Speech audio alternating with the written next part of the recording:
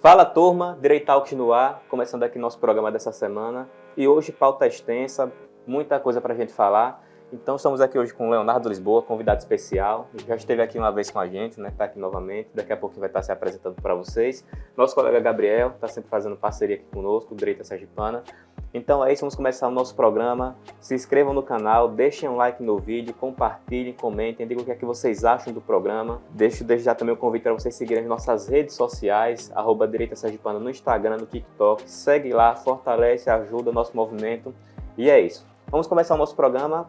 Uma pauta que não, a gente não pode deixar de falar, né? Que está ainda dominando o noticiário brasileiro e do mundo, que é a guerra entre Israel e Palestina. Porque realmente não tem como deixar de falar tudo o que aconteceu aí ao longo dessas últimas semanas. Né? A guerra entre Israel e Palestina continua. E uma pergunta, né? Ele está de volta? A gente viu na grande mídia, em grande parcela da mídia, nas próprias falas do presidente brasileiro Lula, né?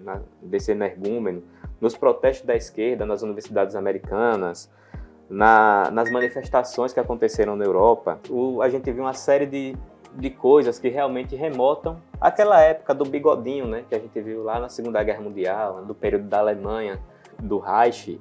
E a gente está vendo certas coisas que estão acontecendo que remetem muito. Aconteceu agora, nesse último domingo, por exemplo, um evento no aeroporto na Rússia, né, onde aconteceu de um avião que pousou lá. Muçulmanos ou islâmicos foram lá no aeroporto para poderem caçar judeus. Matado. Caçar e matar, né?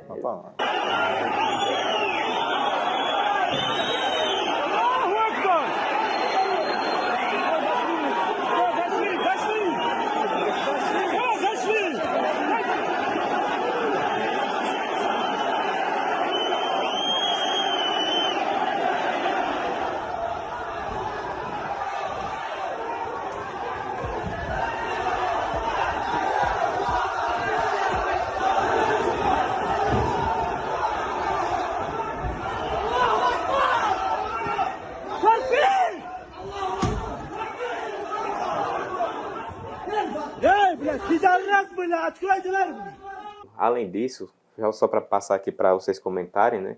Tivemos as falas de Lula, uma fala completamente descabida, dizendo que para acabar com o problema da guerra entre Israel e Palestina era só algum presidente que conhecesse o líder do Hamas ligar: cara, liberta esses reféns aí, tratando como se fosse uma questão simples, uma questão trivial, um conflito que vem de milênios, um conflito milenar.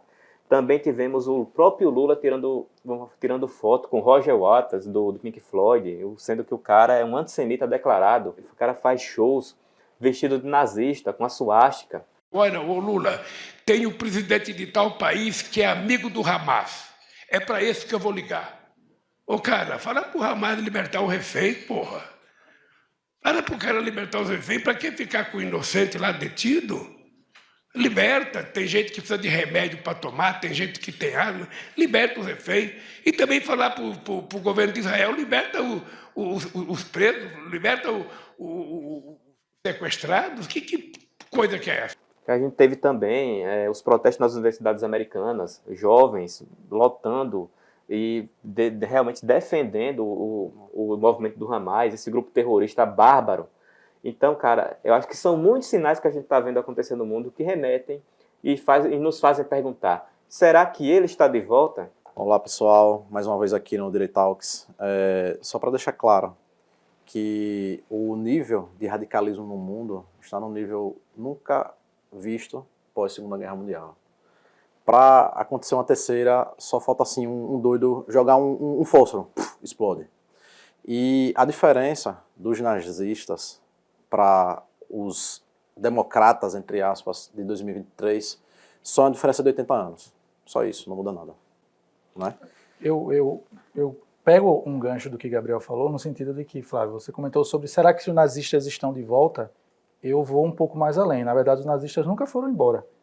Por mais que o regime, o Terceiro Reich, tenha se findado, é natural e é perceptível, porque não tem como, em tão pouco tempo, ter surgido tantas pessoas simpáticas a esse movimento político, ideológico ali da Segunda Guerra, final da Segunda Guerra Mundial. Então, essas pessoas, na verdade, estavam só esperando uma oportunidade. Estavam adormecidas. Estavam adormecidas, o ovo da serpente estava adormecido. Estavam esperando apenas, Flávio, penso eu, uma oportunidade para demonstrar o seu antissemitismo e o quão avessa às ideias da liberdade essas pessoas o são. Então você vê várias manifestações em alguns países ali da Europa de pessoas empunhando ou levantando cartazes, ou até mesmo bandeiras do Hamas, que é um grupo terrorista, ao mesmo tempo que essas pessoas gozam de uma liberdade de direitos fundamentais que elas não teriam 1% desses direitos se elas vivessem em países comandados ou dominados por esse terrorismo, assim chamado Hamas. Então veja, é a síndrome do Estocolmo, né? A pessoa ela é abusada por um indivíduo e ela, quando tem uma oportunidade de fazer uma denúncia e levar esse abusador, digamos assim, a ser julgado e tudo mais, ela na verdade defende o cara que abusou dela. Penso eu que é justamente isso que a gente vive, onde os jovens que defendem essas bandeiras, eles não entendem que a nação que eles vivem, querendo ou não, vai totalmente contrário a essas pautas defendidas por grupos terroristas, por exemplo, como o Hamas. Só para acrescentar, né, teve o caso do rapaz com a bandeira LGBT, que Sim. foi na manifestação e apanhou. Teve o do Hamas, de manifestantes, de islâmicos, né, e também teve agora recentemente a declaração de um líder durante a manifestação também, líderes islâmicos repudiando a presença de pessoas de homossexuais. Não, essa questão dos homossexuais é só mais uma incongruência desse pessoal. Porque você até pode levantar a bola de que o Brasil é um país homofóbico, de que o Brasil é um país transfóbico, quando de fato existem crimes de fato para com essa parcela da população, só que, via de regra, os países, maior parte deles muçulmanos, árabes, eles têm como prática e política de Estado não tão somente a não aceitação de alguns grupos, assim chamados da minoria, como a exterminação sistemática de gays, de homossexuais e de outras minorias. Exatamente. Agora, voltando ao cerne da questão desse radicalismo e o nazismo voltando, vamos lembrar que em 1948, para quem não sabe, né, na história, Israel não existia, existia o povo judeu. A própria ONU criou o Estado de Israel. E olha quantas guerras, a partir daquele momento, se sucederam. Porque ninguém concorda que Jerusalém, que é uma cidade santa para 3 religiões diferentes, cristianismo, islamismo e o judaísmo, fique em poder de Israel. E hoje a ONU fica contra esse próprio Estado que ela criou. Não, a nova ordem mudou a polaridade. Mudou a polaridade, né? Inclusive, Israel, ele cancelou, né, a entrada de representantes da ONU no país, Sim. Cancelou os vistos. Eu acho que de forma correta, porque como é que pode, dentro da ONU, como você está falando, Gabriel, houve esse acordo em 1947, que o lado que não aceitou foi o lado palestino. Durante décadas também foram tentados outros acordos para que a Palestina ficasse lá com as suas terras em Gaza, ali naquela região, e nunca foi aceito esse acordo. Por parte de quem? Da Palestina. Então, cara, como é que pode você ter uma instituição como a ONU, que é a entidade que foi criada para poder manter, assegurar a paz no mundo, tá atuando agora em defesa ou passando pano para um grupo terrorista bárbaro, cruel, brutal, que aquela quantidade de atrocidades, essa é uma coisa que também eu defendo, que agora realmente Israel, ele chamou alguns representantes da defesa de Israel, chamaram jornalistas para mostrar os vídeos feitos pelos terroristas dos Hamas, chamaram os jornalistas para mostrar a brutalidade e a crueldade que foi feita naquela invasão que aconteceu no dia 7 de outubro. Que esse dia realmente é um marco como o 11 de setembro foi. É um marco que mostra o limite da civilização versus a barbárie. O que se passou naquele 7 de outubro é algo que a gente não tinha visto na história recente da humanidade e algo que realmente passa do limite de qualquer falta de senso de humanidade. Não tem animal na natureza que faça a brutalidade que o Hamas praticou naquele 7 de outubro. Então, tem que ser mostrado. Esses vídeos que rodam nos grupos de WhatsApp, infelizmente, tem que circular para que as pessoas não esqueçam aquilo que o Hamas praticou, para que as pessoas não esqueçam, agora que a gente tem uma mídia que coloca uma narrativa, que tenta impor uma narrativa, como tem uma matéria no Terra que eu vi essa semana, uma matéria nojenta, falando que Israel invade Gaza por terra. Mais de 3.500 crianças morreram. De onde eles tiraram essa informação? É a mesma informação do foguete lá que caiu em cima do hospital, que tinha acabado de acontecer o fato, não tinha minutos que tinha acontecido o fato, e a maior parte da mídia, a mainstream, a mídia tradicional, disse que foi Israel. Passou-se algumas horas depois, apuraram, inclusive o próprio Hamas, eles conseguiram encontrar gravações interceptações entre terroristas do Hamas, e eles mesmos falam, deu errado, deu muito ruim, o míssil que era para atingir no território foguete, de Israel, o foguete, na verdade, acabou caindo no hospital. No estacionamento do hospital. E aí, quando a imprensa foi lá e fez uma, entre aspas, errata, ainda assim, naquela errata, como se nada tivesse acontecido, opa, foi mal, desculpa aí, foi sem querer querendo. Então, cara, eu acho que realmente tem que mostrar, os vídeos têm que circular para que as pessoas não esqueçam tudo que aconteceu no 7 de outubro, não esqueça que existe um grupo terrorista, brutal, cruel, que fez aquele tipo de atrocidade com crianças, com mulheres, estupro, decapitar a cabeça de bebê, assassinar, colocar bombas do lado de bebê, sequestrar idosos. O massacre que aconteceu naquele 7 de outubro ainda tem parte da imprensa, ainda tem um presidente nojento, um monstro, que para mim Lula, hoje em dia, não é só um psicopata mentiroso, não, ele é um monstro. Porque alguém que vem para a imprensa, que vem numa live para dizer, inventar também dados como ele inventou, de que Israel está matando milhões. Não é porque o Hamas cometeu um ato terrorista contra Israel que Israel tem que matar milhões de inocentes. De que morreram 1.500 crianças, com base em informações que vieram da própria ONU, aparelhada pela essa esquerda maldita, que também aparelhou uma entidade que foi criada para poder garantir a paz no mundo e agora está servindo a um grupo terrorista, onde também temos um papa que prefere criticar o Milei na Argentina, chamar ele de louco, mas não tem coragem de falar um A sobre o terrorismo do Hamas. Ou seja, nós temos um mundo que realmente mudou a polaridade. Nós temos na década de 40 um mundo que estava voltado para a liberdade, para a democracia, para o modelo que nós conhecemos aqui, o modelo de civilização do Ocidente. Agora nós temos um mundo que está voltado para a tirania. Essa é a realidade que nós temos hoje. A gente espera que, diante do que está acontecendo, muitos desses que são os donos do poder, inclusive alguns judeus, né, que comandam determinadas entidades, determinadas fundações internacionais, que eles abram os olhos e olha, poxa, espera aí, não está na hora da gente parar de financiar esse progressismo, não? Exatamente. Como tirar, eu sei que tiraram dinheiro, 7 milhões de algumas universidades da Harvard, né, por exemplo, onde teve manifestação a favor, né, dos atos do Hamas, em defesa da... Sempre a desculpa é em defesa da Palestina livre. Em defesa da Palestina livre, agora se está legitimando caçar judeus, está se legitimando todo tipo de atrocidade e barbáries que o Hamas pratica. Então, meu amigo, vocês não estão em defesa da Palestina livre, vocês estão em defesa do Hamas. É isso que tem que ser dito. Lula, toda essa grande mídia, o STF também está caladinho, né? Cadê Alexandre de Moraes para dar 48 horas para Lula explicar as declarações dele sobre as 1.500 crianças mortas, né? De onde é que ele tirou esse dado? Os milhões que Israel matou, segundo ele. E nesses casos não é nem antidemocrático, é anti-humano. Né? É anticivilizacional. Anticivilizacional. E só para, pelo menos aqui, encerrar a minha parte, deixar claro que tudo o que está acontecendo no planeta, né, a gente remete lá atrás, ao bigodinho, né, que a gente sabe quem é. Antes era só um caçando um povo, agora são vários países no foco, que é Israel, é destruir Israel. Exatamente. Né? É tenso, é tenebroso. De fato. Então, agradecer aqui a participação de Gabriel hoje, né? Tem um compromisso.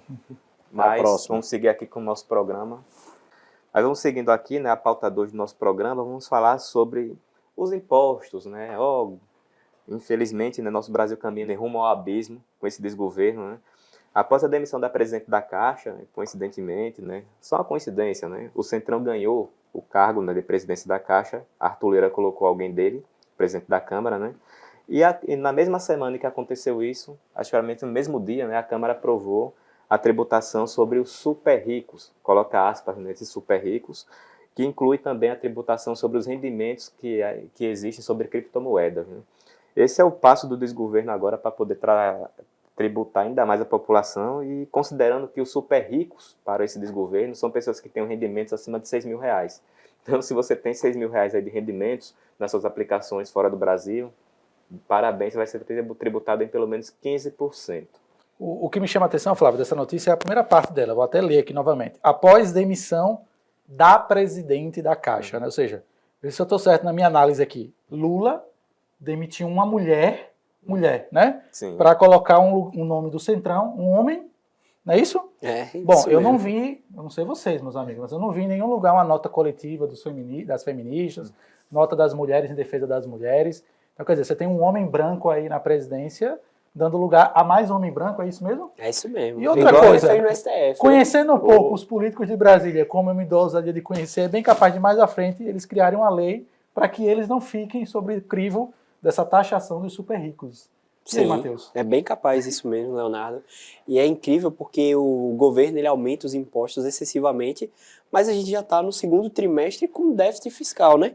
A gente já vai em menos de 92,6 milhões. Ou seja, Bolsonaro, depois de uma pandemia, ele conseguiu deixar o país com 37,9 bilhões de superávit. Enquanto isso, com o governo de Painho, a gente já caminha aí, né, para a casa dos 100 bi. Como é que fica isso? Ou seja, está tendo queda na arrecadação, já são o terceiro mês consecutivo de queda na arrecadação.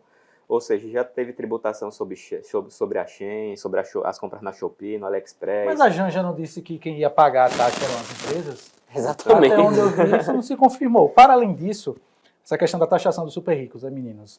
A gente observa países ou em outros lugares que que fizeram essa questão de taxar os super ricos. Em praticamente todos os países que adotaram a taxação dos super ricos, foi que os super ricos fizeram? Saíram do país. Porque eles têm recurso financeiro suficiente para fazer isso. Quem não tem o recurso é o pobre, né? É o pobre a tabela do IR ela não foi atualizada, ou seja, eles colocaram, Flávio Bolsonaro colocou uma lei, um dispositivo de lei para aumentar o valor para R$ 2.600. E eles não aceitaram e deixaram em 2.100, ou seja, você que ganha a partir de R$ 2.100, você já vai começar a pagar imposto como se fosse um rico, né? Como se fosse uma pessoa que ganha muito bem, né? Todo mundo sabe que a inflação, ela vem e corrói o poder de compra da moeda.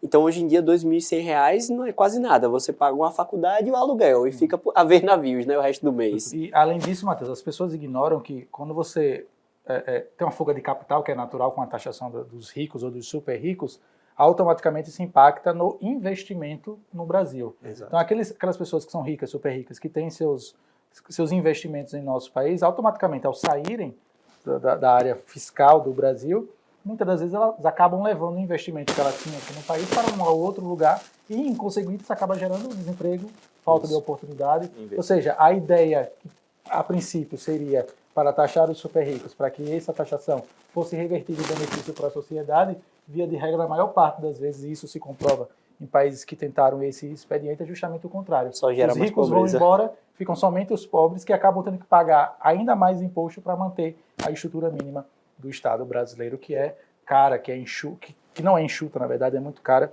e ela acaba prejudicando justamente os menos favorecidos, as pessoas mais pobres. Exatamente, né? Como o Leonardo já puxou essa questão, que eu ia também tratar sobre isso, de que realmente o que vai acontecer no fim das contas vai ser tributar mais impostos para a população, e os ricos, de fato, aqueles, por exemplo, o dono das Americanas, vocês viram eles pagando alguma multa, algum imposto, né, a mais, por conta da fraude que aconteceu nas Americanas? Não.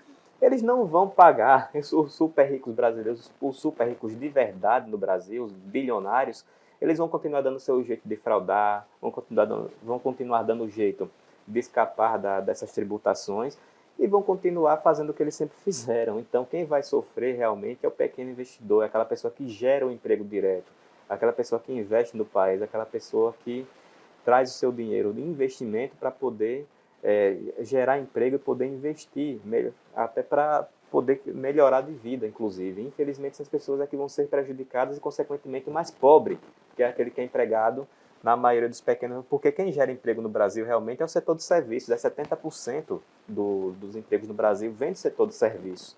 Então, quem precisa de dinheiro, de um crédito, quem precisa de R$6.000, que vai ser tributado em pelo menos 15%, é justamente o pequeno empreendedor, é aquele que emprega mais pessoas. Então, as consequências disso aí a gente vai ver no futuro muito próximo, né? Sim. E só para completar essa pauta, né, outra coincidência aqui, o filho de Lira está negociando o contrato de publicidade com a Caixa. Logo após ele ter o Lira, o próprio Arthur Lira, ter indicado o presidente do banco, né? Então, mais uma coincidência da vida. Ele tem o melhor emprego de todos, né? Ser herdeiro, pô. Tá vendo?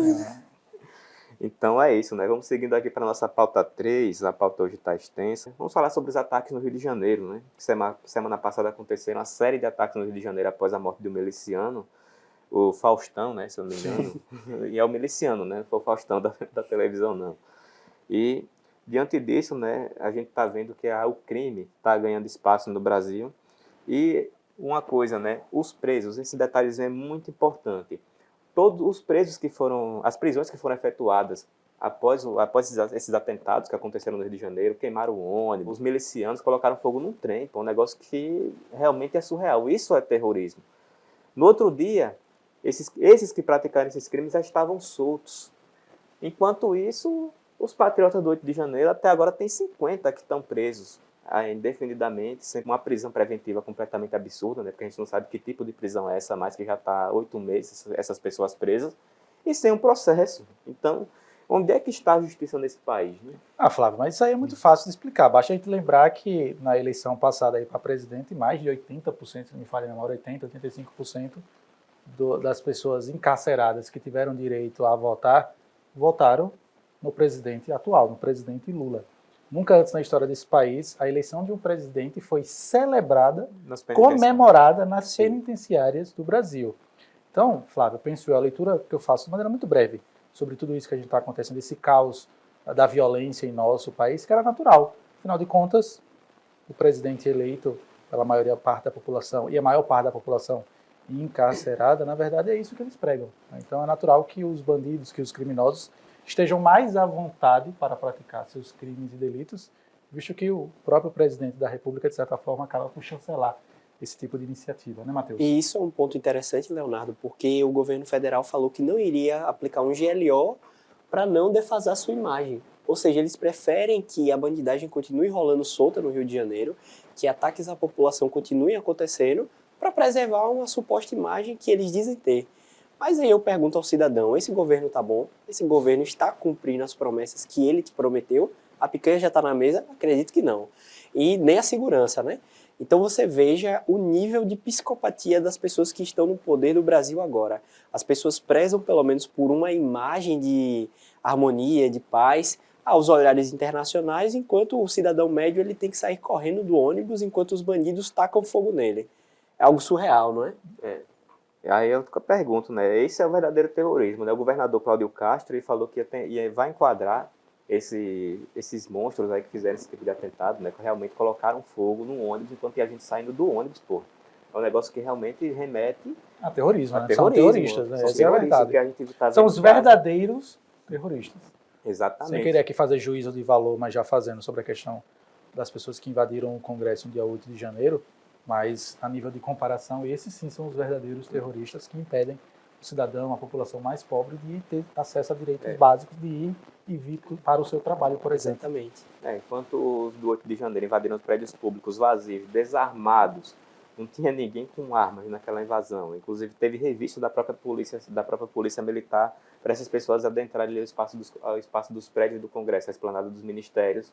Então, essas pessoas estavam desarmadas, foram consideradas por muito tempo em redação por parte da grande mídia, e especialmente aquela parcela, Brasil 247, Revista Fórum, todos esses que são ligados aí diretamente ao PT, né? São considerados terroristas, enquanto esses são considerados como terroristas, esses criminosos, verdadeiros terroristas, estão aí soltos, podendo praticar novos crimes, podendo sair do país, como já aconteceu com outros traficantes, com outros criminosos, de facções criminosas que estão fora do Brasil, estão aí, né, livres. E aí, quando vai se falar, né, sobre ouvir um perfil bem famoso na internet, né, acho que é Esquerda Livre, né, o nome, colocando a culpa na política de armamento de Bolsonaro. Mais uma vez, os caras vêm com essa narrativa e realmente é vergonhoso, né? Você vai pegar a arma verificada pela Polícia Federal para cometer crime, né? Claro, né? Arma rastreável, então é surreal, né? Eu comentei lá, né? Peçam, vocês que são amigos do Hamas, do Hezbollah, né? Vocês que apoiam, né? Vocês que têm pessoas que vestem a camisa do Hezbollah, aí dentro da Câmara dos Deputados, trabalhando para deputado petista, vão lá e falem com esse pessoal para poderem falar com o Hamas e com o Hezbollah para parar de mandar armas, né? Para as facções criminosas brasileiras, né? Porque, infelizmente, a gente já teve matérias aqui indicando que quem envia armas para o tráfico brasileiro é o Hezbollah, é o grupo terrorista, que agora está tentando destruir o Estado de Israel. Então, acho que existe uma parceria muito grande dentro desse submundo do crime entre esses grupos, né? Os terroristas de lá e os terroristas daqui do Brasil, os verdadeiros terroristas. Próximo assunto, né, Flávio? Você colocou aqui a questão do atentado, ainda sobre a violência, né? O atentado na escola recentemente. Agora. Mais uma vez, a culpa é da arma, né? E o que a mídia escondeu de nós, né, meus amigos? Eu puxei esse assunto, Flávio, se me permite a ousadia, por ser professor, isso é um assunto muito sensível, pois eu vivi durante alguns anos em sala de aula como professor e presenciei, meus amigos, na pele o quão destruídas estão as relações professor, aluno, aluno, direção da escola, aluno, pai, aluno, mãe, aluno, amigos da sala de aula, enfim. E essa tragédia que aconteceu nessa última semana lá em São Paulo é mais um retrato da educação brasileira que caminha em direção ao abismo. Né? E muita gente fala, mas poucas pessoas aparecem de fato para apontar o dedo na ferida sobre o real problema que permeia toda essa questão socioeducacional do nosso país. E são vários. É óbvio que não seria possível, Flávio e Matheus, um programa inteiro somente para abordar essa questão. Sim. Mas existe aí, em primeira ordem, um problema de caráter psicológico, né? Porque não psiquiátrico, no sentido de que as crianças, os jovens, os adolescentes estão cada vez mais instáveis emocionalmente, meus amigos. Os jovens hoje em dia, a maior parte deles estão a viver em um mundo do faz de conta, onde ele acha que o centro do universo, o centro do mundo é ele mesmo, e quando ele é confrontado com o mundo lá fora, que é cruel, que é perverso, que é duro, ele não lida bem com essas desavenças, com esses desencontros, e acaba indo muitas das vezes por um caminho tanto quanto perverso e cruel, Matheus, para se sentir superior. Sim. E aí você tem inúmeros outros problemas de caráter, claro, socioeducacional, e um outro que eu gostaria de pontuar e passar a palavra para vocês, no sentido de que a escola cada vez mais quer tomar para si a função dos pais e de vários outros setores da camada da sociedade.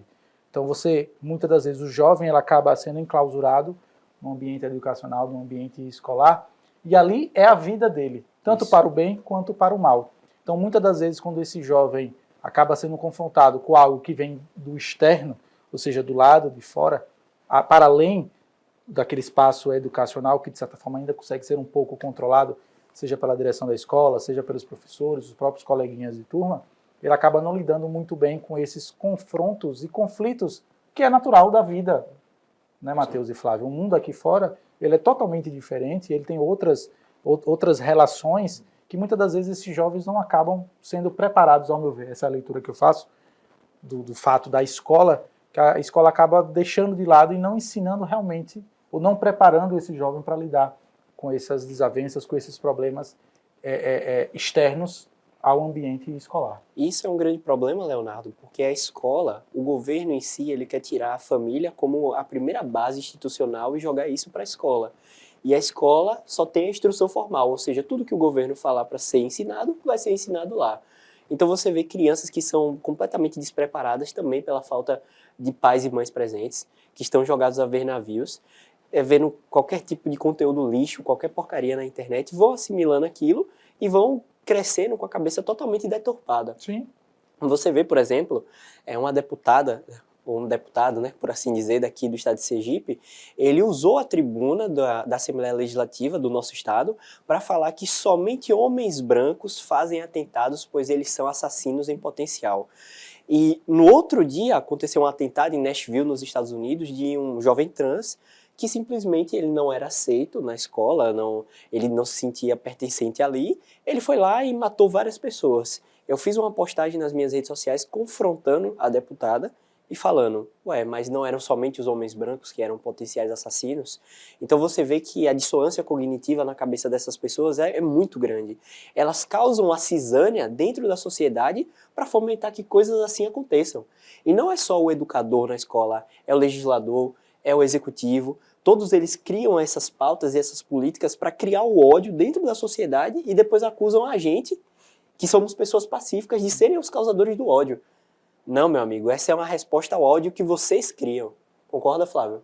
Concordo, e para provar isso, esse atentado que aconteceu em São Paulo foi praticado também por um jovem menino trans.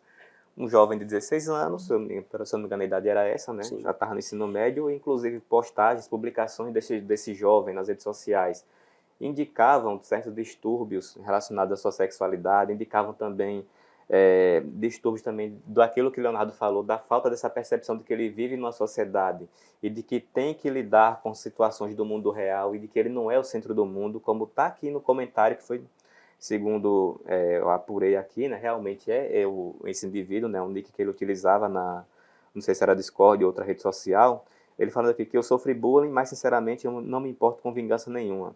Acho que as últimas pessoas que eu mataria seriam as que fizeram bullying comigo. Eu não sofro muito na escola, lá na minha escola, até porque sou a última pessoa que eles imaginariam que eu faria isso, mas ter o poder de controlar o tempo que a pessoa vai ficar viva, ter o poder de saber a hora da morte das pessoas que eu vou matar, o que ele quer é ter o controle sobre a vida das pessoas, o que ele quer realmente é colocar o medo, né? Mostrar... E você E vê... veja que coaduna com aquilo que eu comentei alguns sim. segundos atrás. Sim. Ele quer ser o centro do universo Exatamente. da vida das outras pessoas de forma forçada. E você vê a entrevista que o pai dele deu, é uma pessoa totalmente despreparada Sim. para o papel de pai. Se vocês viram ali, é um rapaz que não tem capacidade nenhuma de ensinar como ser um homem, de ensinar como ser uma mulher. Não estou falando aqui no fator dele se encaixar como homem ou mulher, mas eu estou dizendo como se portar Sim. como uma pessoa civilizada. Como ser humano, né? Exatamente. Como pessoa, né? E a todos os pais que veem uma situação dessa e veem as falas dessa criança, que para mim 16 anos ainda não tem... Para mim já É pode um adulto, votar. é um adulto, pode Já. votar, mas eu digo assim, uma criança porque não sabe o básico da vida. Você vê que o comportamento dela é muito assemelhado a um grande clássico da literatura russa, que é o Crime e Castigo, que é o pensamento total de um Raskolnikov, que acha que as outras pessoas são insignificantes e ele pode fazer o que bem entender perante a moral da sociedade para se estabelecer perante as outras pessoas. E aqui, né, para complementar, Matheus, ele fala aqui, bom, o motivo, alguém perguntando a ele sobre por que fazer isso, ele ou ela diz aqui, diz aqui, né, bom, o motivo que eu tenho é que eu quero me sentir poderoso, sabe? Exatamente. Então é isso, é você ter o controle sobre a vida das pessoas, é você achar que tem o poder de mandar, de determinar quando uma pessoa pode viver, quando a pessoa pode morrer. Nada muito diferente daquilo que a gente está vendo acontecer, essa barbárie que está acontecendo atualmente, como a gente estava comentando aqui na primeira pauta. São pessoas que são completamente nihilistas, elas não têm mais o sentido de valores, não sabem mais o sentido de moral, de ética, elas perderam qualquer tipo de referência. E aí, como o Matheus colocou, vem o pai dessa criatura, vem falar, né, que é porque tem uma arma em casa que não teria mais, vem colocar a culpa na arma para se isentar da sua própria irresponsabilidade, porque a responsabilidade maior é do pai, que não olha o que é que seu filho está consumindo na internet. Os ambientes que ele está frequentando, né? Você vê os ambientes que essa criatura que matou uma menina na escola e feriu outros 3 frequentava, é naquele bairro da Liberdade, onde anda aquela Bela e Belinha, nessa turma. Só né? lixo aquilo ali. Aquilo ali é o lixo, aquilo ali é a escória, representa ali realmente o completo niilismo, a completa falta de valores, Sim. de subversão que uma juventude pode chegar. É representado naquele grupinho que frequenta a Liberdade em São Paulo, e infelizmente essa turma eles conseguem ganhar um respaldo enorme na internet, porque hoje em dia qualquer merda, qualquer porcaria que você faça e postou na internet vai ter um grupo de gente para se identificar com aquilo e poder multiplicar. E aí chega nesse ponto. E o pai irresponsável vai lá e coloca a culpa na arma. Né? Sempre muito mais fácil colocar a culpa na arma do que colocar a culpa na sua própria responsabilidade e não saber criar seu filho, do que colocar a culpa também em professores doutrinadores, que grande parte, muitas vezes, incentivam esse tipo de comportamento dentro das escolas. Você não se identifica com o seu sexo, você pode ser o que você quiser.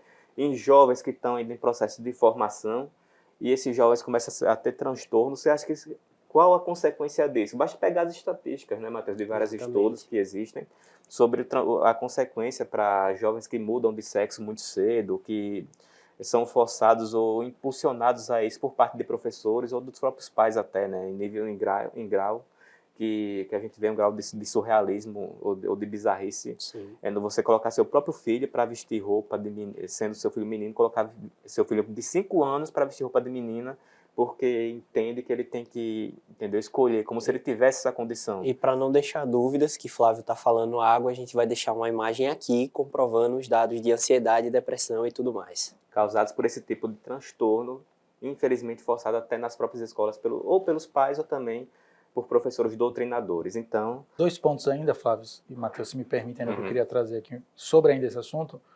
Eu tive a infelicidade de ver 2 vídeos desse atentado lá na escola em São Paulo. Um dos vídeos é ele, o cidadão, eu gostei do adjetivo que você usou, a criatura, atirando na nuca da menina. a menina está descendo a escada, ele puxa a arma, atira na nuca da menina, ou De seja, forma mais covarde sem possível. chance alguma, eu até me arrepio, Sim. sem chance alguma de defesa. E o segundo vídeo foi quando ele adentrou a sala de aula, apontando a arma em direção a algum dos jovens que estavam no canto direito, e o desespero que foi, a correria que foi para os jovens saírem pela porta por onde ele havia acabado de entrar.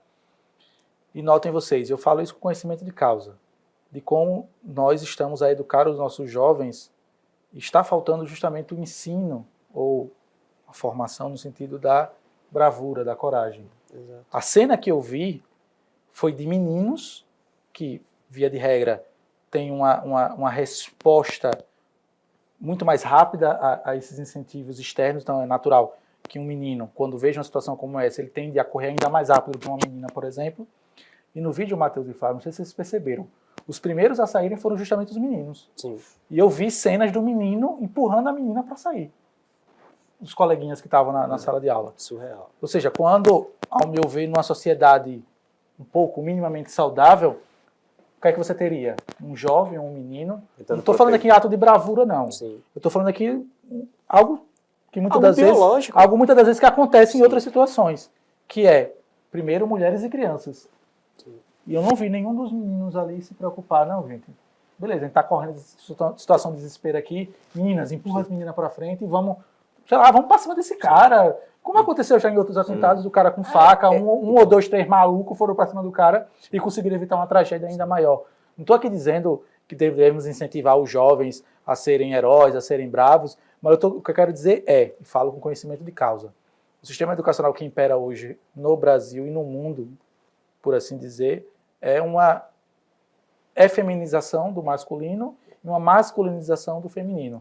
Ou seja, os papéis estão invertidos e isso acaba impactando justamente numa situação tal e como também essa. na próprio sistema de como funciona a sociedade, porque quando você tem jovens, homens masculinos afeminados, você acaba passando essa responsabilidade para mulheres que biologicamente não têm essa tendência Sim, de assumir a exatamente. mesma posição que os homens, e quem ganha poder com isso, de fato, é o Estado. Quem ganha de fato poder com isso é o poder estabelecido, porque se você não tem homens dispostos, homens capazes para poderem proteger a sua família, proteger a sociedade, você vai delegar esse papel a quem? Exatamente. Ao Estado. Então, é a consequência natural, né? A própria alimentação incentiva isso atualmente, né? A alimentação com estrogênio. Não, essa é uma discussão que certamente a gente poderia teria passar muita horas e horas. coisa para poder tratar, né, sobre isso. E aqui eu quero fazer só abre aspas, um disclaimer, tá, gente? Claro que isso aqui é um recorte de uma notícia que chocou a todos nós brasileiros, inclusive todos nós aqui que aqui estamos falando para vocês através do Direito Talks.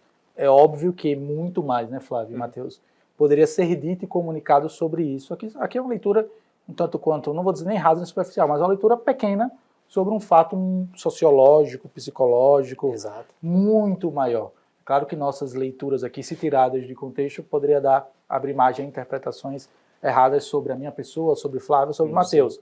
Mas a gente tentou trazer a notícia na medida do possível e trazer um ponto, como bem Flávio colocou aqui na pauta, que a mídia escondeu. Então veja que cada um de nós aqui comentou uma parcela diminuta sobre um assunto que talvez você não tenha ouvido falar na mídia. Então a gente tentou trazer isso aqui, mas sabendo, claro, que é uma pauta sensível e que carece de um debate realmente sério sobre esse assunto. E a gente se questiona, por que a mídia escondeu, né? Aí tem vários motivos Aí, diversos. Para mim isso é óbvio, né? Como era um jovem, um menino e trans, aí a mídia, opa, esse assunto aqui não convém divulgar, porque o que se importa hoje no mundo de hoje são as narrativas. Então, se a narrativa não convém para a grande mídia divulgar, o fato não convém, não contribui, não corrobora com a narrativa que é hegemônica, então eles não vão divulgar, eles não vão repercutir porque isso não interessa. Agora, só uma observação, Flávio. Eu ouvi de mais de uma pessoa que trabalha na mídia e na imprensa que tem sido uma postura dos canais de comunicação de noticiarem o fato, mas não explorarem como eles faziam alguns atentados atrás. Não sei se vocês lembram. Sim, também. Alguns meses atrás, quando acontecia, eles passavam dias, às vezes semanas, explorando o fato e investigando a vida da criatura que cometeu o Até porque atentado. a política para não estimular que outros atentados Exatamente. aconteçam. Eu espero que seja por isso, Flávio. Eu quero acreditar que eles não estão explorando esse último atentado terrorista, esse último atentado que aconteceu na escola em São Paulo, por conta disso, e não por conta dessa questão político-ideológica. Assim espero. E não quero também pagar para ver se no futuro vai acontecer de novo, como bem você falou, mas eu penso que justamente não mostrar e não trazer holofotes para esse pessoal aí, penso eu que é um caminho que a mídia tem adotado muito interessante, ao meu ver, para justamente desincentivar que os jovens cometam esse tipo de Porque atrocidade. eles querem holofote. Né? Sim, muitos deles fazem isso esperando justamente estarem na mídia ou serem lembrados por outros grupos. Exatamente. É só para colocar um ponto que você falou que não está incentivando a ser bravo e tal, mas é um incentivo. Pratique uma arte marcial. Ah, não, isso é bom, busque isso é bom. Isso é bom. uma academia, porque realmente é importante que Corpo o sã, jovem mente sã. tenha uma mente sã e buscar também ter... Porque eu acho que a arte marcial incentiva uma coisa muito elementar na convivência como sociedade, é a disciplina. Isso é fundamental atualmente. Né? Mudando de assunto, Flávio, próxima. Vamos falar aqui sobre a aprovação de Lula. Tá Aprovação? caindo, né? A reprovação. Reprovação. Tá. A aprovação de Lula segundo a Quest, que é um instituto aí bem conhecido pelas pesquisas tendenciosas que davam o Lula ganhando no primeiro turno. Pesquisa da Quest, viu? Indicam que a aprovação dele caiu 7 pontos, né? Caiu para agora 54% e a reprovação subiu para 42%. Então, acho que a população está começando a acordar, né? Mas você confia que 50% da população aprova esse governo? Se o Quest está dizendo que é 50%, acho que já deve ser Tá menos. 30. Já deve estar bem Aí menos temos que que ver a isso, né? margem de erro. Aí se não é 30% para mais, 30% para Pois menos. é. E aí eu trago para acrescentar isso, né, para corroborar de que a população está acordando, o fato de que aqui em Sergipe, né, 2.700 lojas fecharam desde o início do ano, desde 1º de janeiro, quando o Lula assumiu o poder, né, quando esse energúmeno voltou ao poder, 2.700 lojas fecharam em Sergipe, 160 só em Aracaju. E a gente vê, né, minha mãe relata isso quando ela vai no comércio, pessoas que o próprio Luizão Trump fez um discurso nessa semana na Alex falando sobre isso, os próprios comerciantes reclamando, qualquer pessoa que você conversa hoje no centro comercial que trabalha nessa região, os próprios motoristas de lotação que eu pego também, converso, cara, hoje não tem movimento e tal, a gente vai pro centro, demora lá para voltar, vai vazio, porque não tem movimento, pô, realmente parece que a gente tá voltando à época da pandemia. E na pandemia você via movimento no centro, que hoje em dia às vezes você tem disso que você vai lá no final do mês e não encontra, pô. Tem um jornalista daqui, eu acho que é Max Cardoso, ele foi no centro de Aracaju no sábado, 9 horas, ele fez um vídeo vazio. É uma coisa que realmente a gente via na época de pandemia, né? E talvez esse governo consiga fazer um desastre econômico tão grande quanto a pandemia, né? Se em outros países como Venezuela, como a Argentina, conseguiram fazer um caos econômico de um nível estratosférico como o da pandemia, então a gente não duvida de nada, né? Principalmente com essas medidas aí de puro keynesianismo e puro bolivarianismo, né? Então, essa é uma questão que muito me preocupa, meninos, e quem nos assiste, até porque nós estamos falando sobre empresas, mas por trás de todo CNPJ existem CPFs. Traduzindo, por trás de toda empresa que fecha, existe um pai e uma mãe de família desempregado. Exato. E é uma cadeia, porque, um exemplo, uma loja fecha, mas a mãe e o pai, a mãe que trabalha nessa empresa, porventura, tira uma parte do seu salário para pagar uma creche particular para o menino para ela poder trabalhar.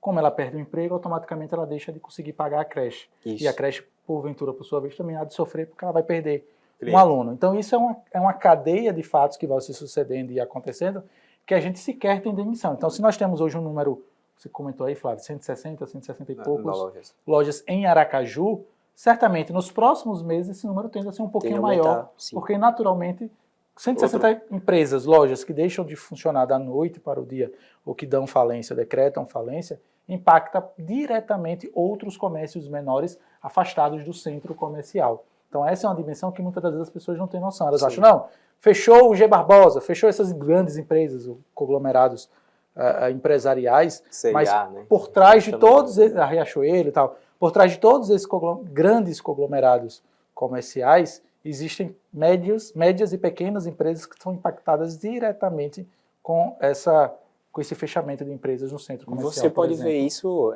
como um claro exemplo, que na verdade não foi uma crise, só foi uma realocação da empresa na Alma Viva lá do bairro Industrial. Você tinha toda uma economia voltada, ali tinha o pessoal que fazia marmita, motoboy e tudo mais. No momento que a empresa saiu e foi para Socorro, por causa de, acho que, isenções fiscais, né? Aquela parte morreu. você tem um shopping ali, mas o shopping não consegue movimentar tanto quanto a Alma Viva movimentava. Porque eram milhares e milhares de trabalhadores. Exatamente. Agora, movimentavam aquela imagine região com do 167 lojas fechadas em uma única cidade. Porque Aracaju é uma cidade pequena, né? Isso em São Paulo seria um número irrisório, digamos assim. Mas para uma cidade com 600 mil habitantes, isso já é um número preocupante. E tende a aumentar, infelizmente, Leonardo. E só para acrescentar mais um ponto dessa questão, né? Muitos dos esquerdistas, os que ainda defendem Lula, têm a cara de pau, né? Na rede social, dizer que tá bom, né? Que é o presidente mesmo, vocês têm que aceitar, beleza, né?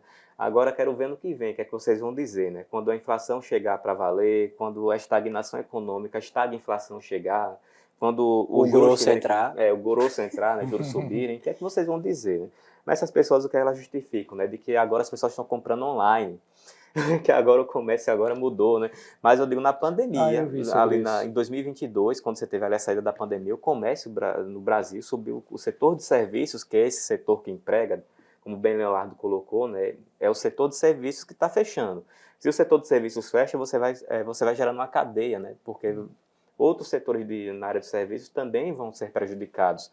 É a escola, é a creche, é a clínica de saúde particular. Que a mercearia, que a pessoa ia lá, pegava o dinheiro do salário, ia lá comprar, fazer a feira do mês. Ou seja, é uma cadeia do setor de serviço. Quando o setor de serviço é impactado, amigo, você pode ver que vem crise por aí, né?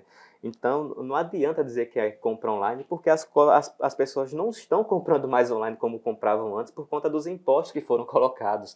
As pessoas estão inseguras de fazer compra na AliExpress, de fazer compra na Shein, na Shopee, na própria Amazon, por conta das taxações que foram colocadas. Então, se essas pessoas deixaram de comprar na internet e não estão comprando na loja física, quando é que elas estão comprando? Elas estão guardando dinheiro, por acaso? Está tendo poupança no Brasil? Alguém está vendo?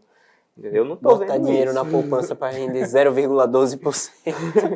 Eu não estou vendo poupança sendo feita. A população brasileira não costuma poupar. Sim. Então, para onde é que está indo esse dinheiro? Está indo para o básico. As pessoas estão gastando o dinheiro, amigo. Assim que entrou, né? é na feira. É comprando alimento, é comprando o básico ali para sobreviver. E o dinheiro não está dando. Então, as consequências disso, acho que quando chegarem, se preparem, né? Vale aquele rockzinho do Lula aqui no vídeo para poder complementar. Né?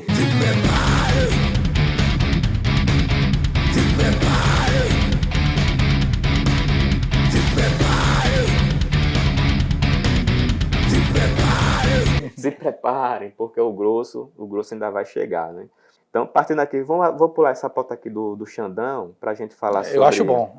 Eu não acho legal eu vou sair daqui falar sobre Alexandre de Moraes, o intocável, nosso imperador, como a gente tá Ave César. Eu não falaria mal do Alexandre de Moraes, Flávio. Eu já disse a você, não coloque ele aqui na nossa pauta.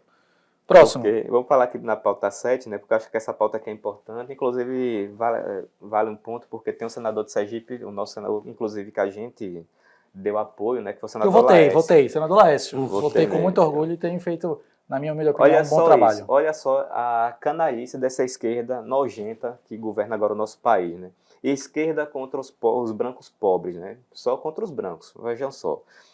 Partidos de mídia esquerdista atacam senadores que votaram a favor da emenda do senador Flávio Bolsonaro, que mudava a política de cotas para que só valesse como regra o critério social. Então, teve um projeto das cotas, né, que foi aprovado na Câmara foi e foi para o Senado. Uma renovação, né, uma renovação da lei da das política cotas. de cotas, que já vale desde 2012, né? E agora ela foi para o Senado. No Senado foi apresentada uma emenda do senador Flávio para que a política de cotas valesse apenas pelo critério social, ou seja, a pessoa só poderia ter acesso à política de cotas com base na sua condição financeira, para as pessoas de baixa renda. Eu quero pedir ao plenário, e eu solicitei à mesa que fizesse um requerimento de preferência, para que possamos votar antes do projeto uma emenda que é simplesmente o seguinte. Inclusive, senador Paim, a minha assessoria não deixou que eu fosse mais radical, porque eu queria o seguinte: universidade pública para quem não tem dinheiro para pagar, 100%. Quem é pobre e consegue vencer as etapas do ensino básico, do ensino médio e chegar até a universidade, que já é uma vitória para quem não tem condições financeiras nesse Brasil, pudessem ter a garantia de estudar numa universidade, sair com diploma de doutor. 100% tinha que ser para pobre que não tem condição de pagar, independente de cor de pele, de sexo, de condição, tudo. Mas fui orientado a fazer que 50% das vagas fossem garantidas para quem é pobre. Se nós temos o extrato da nossa população, uma maioria esmagadora de pessoas que têm a pele negra e são pobres, a consequência seria que essa emenda sendo aprovada, que a maioria seria preenchida por pessoas de pele negra e pobre. Que tiveram, os pobres que não tiveram acesso à educação de qualidade vão chegar em nível de igualdade na universidade. Então a emenda é nesse sentido, de garantir que 50% das vagas em universidades públicas, nos institutos federais de educação, sejam preenchidas porque é pobre. E nós não fazemos uma distinção por nada, apenas pela realidade dessas pessoas, e estamos fazendo justiça. A esquerda votou contra essa emenda. E aí começaram a atacar nas redes sociais Flávio Bolsonaro, começaram a atacar Laércio, começaram a atacar Jorge Seife e outros senadores que votaram a favor dessa emenda, que é uma emenda justa, pelo menos, né? Eu sou contra qualquer política de cotas, Sim. mas se é para ter uma política, que ela seja para todos que são de baixa renda, não só para negro. Por que que o jovem que nasceu na mesma favela, nasceu no mesmo bairro, nasceu no mesmo... Pronto, dois jovens, um negro e um branco, que nasceram no Tamandaré, aqui em Aracaju, uma zona pobre da cidade, que nasceram no Santa Maria, que nasceram no Padre Pedro. Por que que esses dois jovens que nasceram no mesmo lugar, na mesma condição social, estudaram na mesma escola, um tem direito a uma cota, o negro, só por ser negro, pela cor da pele, e o branco não? Isso é uma coisa bem interessante, né? Porque eu sempre fui bolsista em toda a minha vida, escola particular, e eu lembro até hoje que teve um caso de um terceiro ano, que um rapaz que era filho de policial, era negro, ele conseguiu entrar na federal usando cotas, e tinha um branco que era filho de porteiro, que era bolsista também, não conseguiu entrar na federal. Agora veja, o cara ele tinha a possibilidade de pagar uma faculdade privada. O policial não é mal remunerado, né? Ainda mais era a PRF, se eu não me engano. Então, é uma coisa totalmente esdrúxula, né? Porque se você quer equalizar, né, o sistema, ali as pessoas, dar as mesmas oportunidades, você tem que ir pelo social. Você olha assim, esse cara tem possibilidade de pagar um cursinho? Não. Então, vamos dar uma cota aí pra ele. Você vai olhar, tipo, o cara é negro, então ele não pode entrar na faculdade. Que porra é? Não faz sentido, né? Então, vocês sabem que eu sou um pouco suspeito para falar sobre a questão da lei das ações afirmativas ou questão de cota, É bom não falar, não. porque a última vez que eu fui falar sobre isso eu tomei um processo. Mas, apenas fazendo aqui um jabá, Flávio, se me permite, vou pedir para Flávio colocar na descrição desse vídeo uma palestra que eu ministrei na UFES há 3, 4 anos atrás, onde eu tão somente fiz uma leitura de um livro de um autor norte-americano chamado Thomas Sowell. O livro chama-se Ação Afirmativa ao Redor do Mundo. O Thomas Sowell teve uma sacada genial. Bom, já que a esquerda, via de regra, ela é a favor das ações afirmativas ou da lei de cotas, eu vou estudar em loco quais países implantaram essa política e quais foram os resultados delas a médio e a longo prazo. Que é uma outra questão, meninos, Matheus e Flávio, que a gente brasileiro não consegue fazer muito. Sim. É tentar enxergar as políticas públicas não de curto prazo, mas a médio e longo prazo. Porque é óbvio que na mídia, na tribuna, na imprensa, vende muito fácil um político ir na tribuna e falar, não, sou a favor das cotas. Isso é muito fácil de se vender. Sim. E isso atrai votos e louros e aplausos para a vossa pessoa política. Agora, a coragem realmente é fazer como o Flávio Bolsonaro fez e como o próprio senador Laércio Oliveira fez aqui no estado de Sergipe, de se posicionar. Peraí, se o problema é o acesso às políticas públicas, seja, por exemplo, a universidade, vamos colocar um critério que baliza negros e brancos. Qual Exato. seria esse? A condição financeira e social. Então, assim, há de se ter muita coragem para debater seriamente essa questão das cotas. E repito e friso aqui mais uma vez. A única vez, ou a primeira e última vez que eu tentei falar sobre isso aqui na universidade pública, aqui do estado de Sergipe, Flávia é testemunha disso, não tão somente eu fui ameaçado nas minhas redes sociais, quando eu suscitei levantar o debate sobre essa questão das cotas raciais, bem como eu acabei sendo processado por um coletivo negro da Bahia por ter levantado essa questão. Então, assim, quem quiser ver o debate, ou melhor dizendo, a palestra ainda está disponível no YouTube. Eu tenho muito orgulho de falar que é a palestra mais visualizada sobre esse assunto no YouTube, inclusive mais vista do que o próprio Thomas Sowell falando do livro. Caramba, ou seja, que é bacana. realmente uma aula inédita em que mais de 1h30 eu comento sobre o real cenário da política de cotas, das ações afirmativas, que muitas das vezes as pessoas não conseguem enxergar e não conseguem ter a real dimensão de como as cotas, por mais que elas pareçam bonitas e por mais que elas pareçam trazer benefícios à população negra, Flávio e Matheus, muitas das vezes, quase que 100% das vezes, isso é comprovado pela Thomas Sowell no seu livro, ela traz muito mais prejuízos a essa comunidade que porventura se diz, digamos assim, abraçadas e abarcadas por essa política de ações afirmativas. Fica a recomendação, Flávio. É isso, é só isso que eu tenho a falar sobre essa questão, até por uma questão do mesmo de Proteção. de proteção. Mas quem quiser ver o vídeo, convido, vou pedir para a Flávio colocar mais uma vez aqui na descrição. Assistam a aula, cheguem às próprias conclusões de vocês, certamente. Vocês vão ter uma outra visão sobre essa questão Vai das ficar uma cotas. recomendação aqui no nosso canal, né? Então, só para complementar esse tema, um dos aspectos que essa turma do movimento negro, militância, coloca para poder defender as cotas é a questão da reparação social. Primeira coisa, né? Tipo, você teve um povo mais perseguido na história da humanidade do que os judeus. Tem cota para ajudar na universidade? Não tem, né? Porque eles foram escravizados, eles foram sofrer um holocausto, estão sofrendo agora com esse ataque do Hamas sobre o Israel. Se tem um povo que é perseguido, que merece uma cota por conta disso, se for pelo critério de reparação social... Reparação histórica, né? Reparação histórica são os judeus. E além disso, eu acho que esse próprio movimento que coloca ver racismo em tudo, acho que eles não enxergam o próprio racismo quando eles querem distinguir as pessoas simplesmente pela cor da pele e não pela condição social dela, como se o negro ele não tivesse a mesma condição mental, a mesma condição de alcançar o mesmo nível do estudante pela cor da pele. Amigo, eu só vou te perguntar uma coisa. Tempo contrai dívida, tempo é indivíduo, acabou, pô, acabou. Então é isso, né? Vamos aqui para a nossa penúltima pauta, rapidinho, que eu acho que tem que cair fora, né? Partidos de esquerda e sindicatos querem barrar a privatização da DESO aqui no nosso estado de Sergipe, né? Uma coisa boa, né, que o governador quer fazer, infelizmente, aí está a militância de esquerda, teve protesto agora essa semana de sindicatos contra a privatização, e a gente acha uma pauta que o Direita Sergipana vai abraçar. Criamos uma abaixo-assinada aqui que eu também vou deixar para vocês assinarem no change.org. Assinem, apoiem a privatização da DES, porque, e na verdade não é nem a privatização, né? É uma concessão. É uma concessão de 30 anos, né? Uma parceria público-privada que o governador quer fazer. Fábio Mitidieri, libertário, alterou as PPPs no estado de Sergipe e você pode até fazer parceria público-privada em praia. E esse é o homem, viu?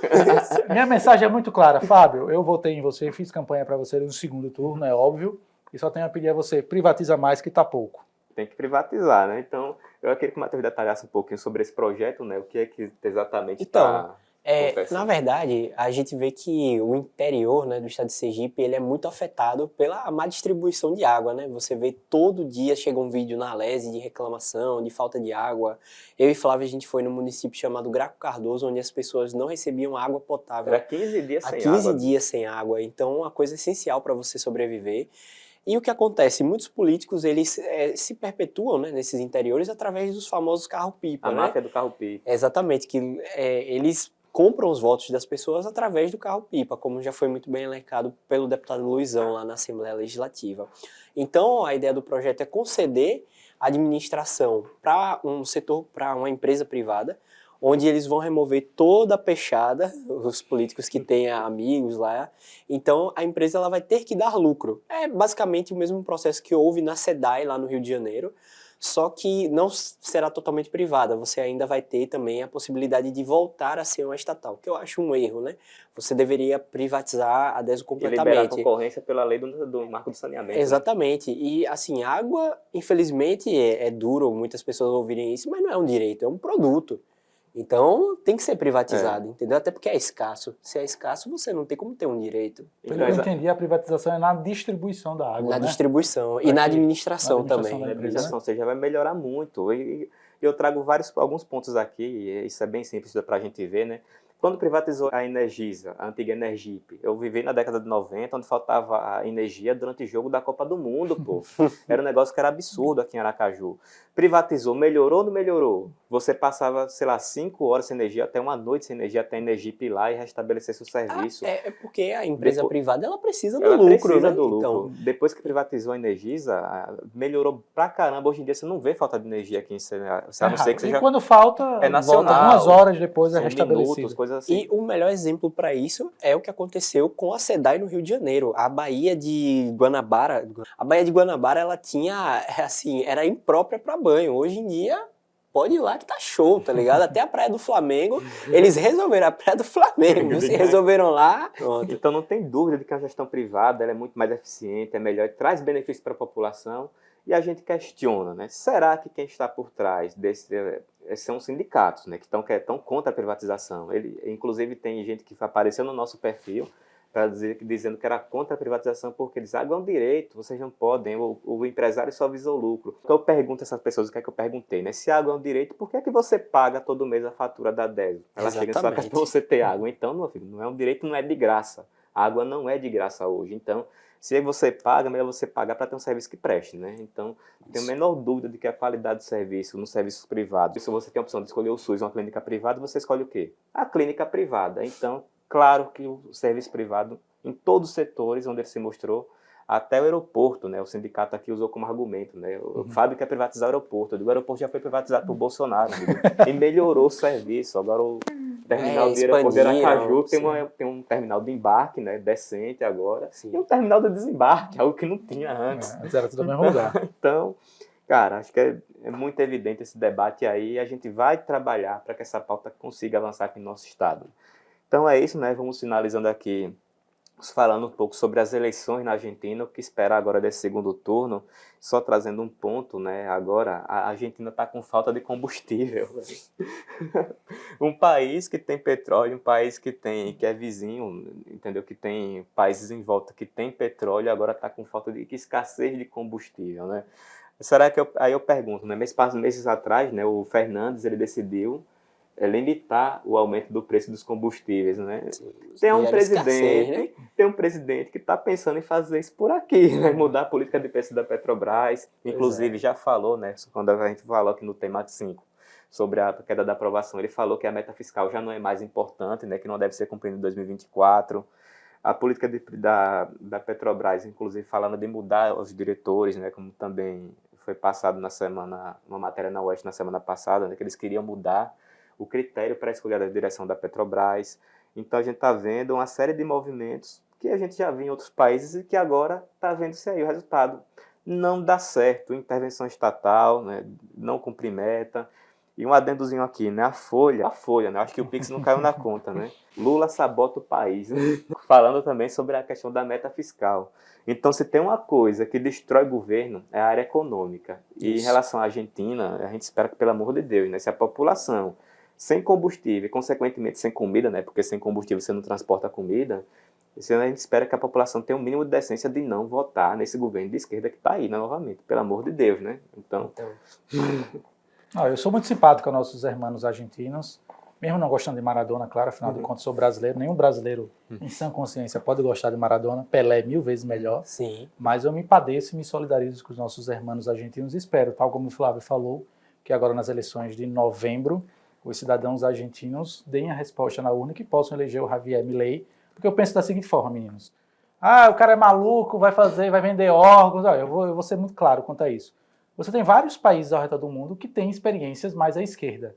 Não é isso? Isso. Ok, a democracia é isso. As pessoas elegeram e votaram nesses cidadãos. A América Latina. Né? Por que não darmos uma chance a um candidato anarcocapitalista para que ele, no comando de uma nação, pode ser a Argentina mesmo, fazer essa experiência e que as pessoas vejam, não é que deu certo votar nesse maluco aí. Até porque a Argentina, 100 anos atrás, era um dos países mais ricos do mundo. Era né? a Europa. Não é um dos países mais ricos da América do Sul, não, gente. Era um dos países mais ricos do mundo, mais prósperos. Menor que o Brasil. Então, assim, basta você observar o que a Argentina fez nesses últimos 100 anos e não repetir no Brasil, né, para você pelo menos ter um país aí um tanto quanto mais saudável, controlar mais estável financeiramente e economicamente. Controlar então, preço de combustível, né? Não dá certo. Eu confesso a vocês que eu fiquei muito feliz quando eu vi a Patrícia, que ficou em terceiro lugar, que representa o antigo presidente Macri, ficar ao lado do Javier Milei e disse, vamos apagar aqui nossas arestas, vamos diminuir aqui as nossas desavenças, vamos unir. Sim. E espero que esses votos realmente sejam capitaneados pró Javier Milei para que tenhamos aí, quem sabe, o primeiro presidente anarcocapitalista do mundo, que sirva de exemplo para quem sabe, ele fazendo um bom governo lá certamente vai inspirar outras nações e outras pessoas ao redor do mundo. Só fazendo uma análise aqui, como é que ficou a conjuntura após essas eleições, né? O Macri, aliás, o Milei, né, ele conseguiu 30% dos votos, com os 23% da Patrícia Bullrich já daria, né, para chegar a mais de 50%. Sim. Claro que não vai converter todos. Nunca converte. Não converte, mas ainda teve o Congresso, né? O Congresso, a Câmara dos Deputados a maior parte, né? A maior parte é de oposição ao governo atual, kirchnerismo. Então, é possível que o Milei consiga a governabilidade se ele vencer, porque somando os 38 deputados libertários e os 80 lá da Bullish, né, do Juntos por o Câmbio, então já soma mais de 120, então já passa de sobra ali o Massa e o kirchnerismo. Então é possível. Só o Senado, né, que ainda tem ali um equilíbrio,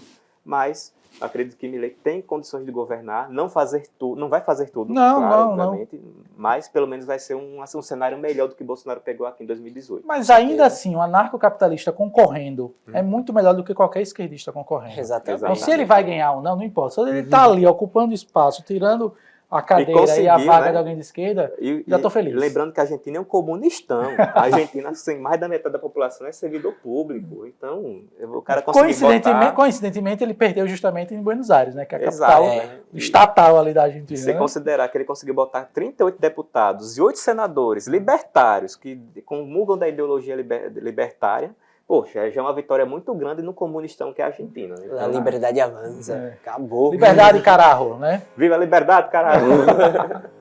Então é isso, galera. Vamos encerrando aqui nosso podcast de hoje, né? Peço a vocês que se inscrevam no canal, ativem o sininho, curtam, comentem, compartilhem os vídeos. Digam o que é que você achou do programa. E é isso. Até semana que Segue vem. o Leonardo Lisboa, né? Convidado de hoje. Segue nosso convidado também nas redes Valeu, sociais. pessoal. Né? Eu que agradeço o Leonardo convite aí. Lisboa. Tamo junto. Então é isso, galera. Valeu. Até Tchau, semana tchau. que vem.